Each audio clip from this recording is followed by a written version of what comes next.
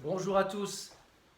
Aujourd'hui, je souhaiterais vous parler du concours d'officier de police pour lequel j'ai sorti un livre spécifique de préparation à jour de la réforme du 10 juillet 2023 qui vient modifier en profondeur le concours.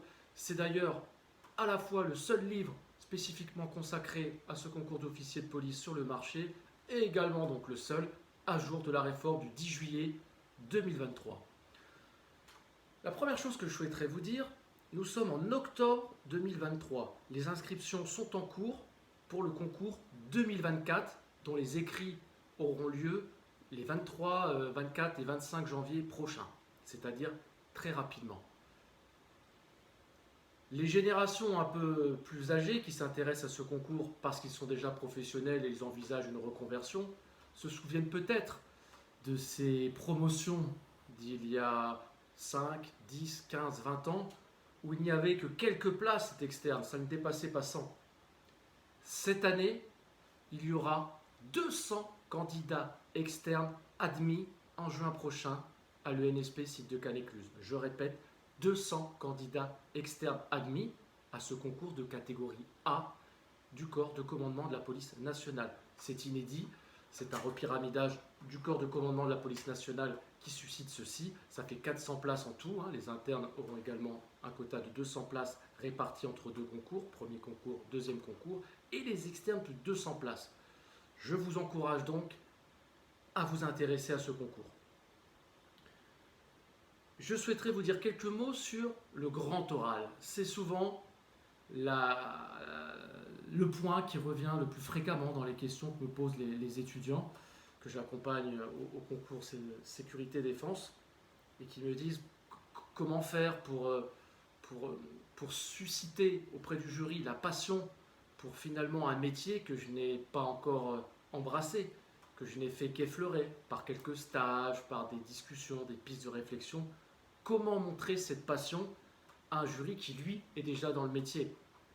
Et aussi, plus prosaïquement, comment me mettre en valeur pour convaincre le jury de m'intégrer dans l'école, en l'occurrence ici le NSP site de Cannes-Écluse. Le concours a été réformé, je vous l'ai dit en introduction, c'est la réforme du 10 juillet 2023. C'est-à-dire qu'il n'y a plus de sujet que vous allez tirer au sort en entrant dans la salle du jury, en allant vous préparer pendant quelques dizaines de minutes et en revenant présenter ce sujet de culture générale. C'est fini. Ce n'est plus la tendance des concours de la haute fonction publique. Le jury veut vous voir, veut vous entendre sur ce que vous êtes, pourquoi vous êtes là et ce que vous voulez devenir. Donc, vous allez rentrer en salle, une fois pour toutes, du jury, et vous avez 5 minutes d'entretien. 5 minutes à vous. Vous dites ce que vous voulez. Le jury, finalement, ne peut pas intervenir pendant ces 5 minutes. La première erreur, ce serait de ne pas prendre ces 5 minutes et finalement de redonner la parole au jury, faute d'arguments, avant les 5 minutes. Cela fera d'autant plus de temps après où vous serez cuisiné sur des mises en situation et d'autres sujets.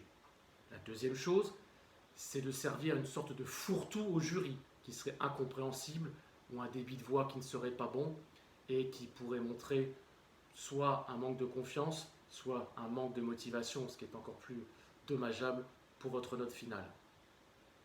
Troisième chose, ce serait de ne pas connaître les attentes du jury et donc de ne pas donner les bonnes informations, ce qui pourrait guider le grand oral, la suite de votre entretien, dans une mauvaise piste. Je vous rappelle que le grand oral au concours d'officier de police, c'est 35 minutes, dont 5 minutes vous sont données. C'est un COEF 8. Les deux autres épreuves orales, c'est langue étrangère COEF 2 et l'épreuve de mise en situation individuelle pour les externes qui est à COEF 5. Les internes ont en plus une mise en situation collective. Donc vous voyez, l'écart est très net. Le jury vous donne une première indication, il veut vous voir, il veut sonder votre motivation et être sûr qu'elle existe et qu'elle est cohérente et concrète pour ce métier d'officier de police. COEF 8. Comment donc gérer ces 5 premières minutes? Je l'aborde évidemment dans le détail dans ce livre. Je vous donne des pistes de posture, le ton de votre voix, la façon de se présenter très précisément de la première seconde à la 5e minute de cet entretien. J'aborde la suite évidemment. Quelques pistes pour vous orienter. il va d'abord s'agir de parler de vous. De vous, oui, de vous. Ça paraît une évidence, pourtant ce n'est pas le cas. Je lis chaque année des rapports du jury où, à la stupéfaction générale, certains s'offusquent que les candidats, certains ne disent même pas bonjour, ne se présentent même pas. Votre état civil, voilà un bon début de grand oral. Ça se prépare. Qui êtes-vous? Votre nom, votre prénom, votre statut marital, célibataire, d'où vous venez? Et ça peut être une bonne piste quelque part de donner votre lieu de naissance. Vous avez une dizaine de personnes en face de vous. Pour peu que vous ayez la même région, le même département, la même ville de naissance, et qu'elle est un lieu atypique. C'est peut-être une question à votre faveur, évidemment, qui pourrait revenir dans la suite de l'entretien. Que vous soyez né à Reims et que le jury vous pose une question sur la cathédrale de Reims, c'est tout à votre avantage. Dites où vous êtes né. Ensuite, il va s'agir de mettre en valeur vos compétences, votre formation, état civil, la formation. Qu'avez-vous fait d'un point de vue universitaire, voire d'un point de vue professionnel pour les internes, pour arriver devant le jury? Vous expliquez. Troisièmement, de dire quels sont vos diplômes, vos brevets, vos compétences. La police nationale est peut-être intéressée par ces compétences que vous avez acquises. Pourquoi pas dans le sport, le tir, le parachutisme, la course à pied. On peut imaginer des brevets fédéraux d'encadrement, des brevets de secourisme. On peut imaginer beaucoup de choses. Dites-le. Des brevets en informatique, pourquoi pas. Dites-le. Vous voyez, c'est progressif. Et vous arrivez à peu près à la moitié de ces 5 minutes où vous allez répondre à la question finalement, pourquoi officier de police? Vous anticipez ce que le jury n'hésitera pas à vous poser par la suite et veut savoir. Pourquoi officier de police? Donc là, il y a toute une méthode que je précise en détail dans le livre.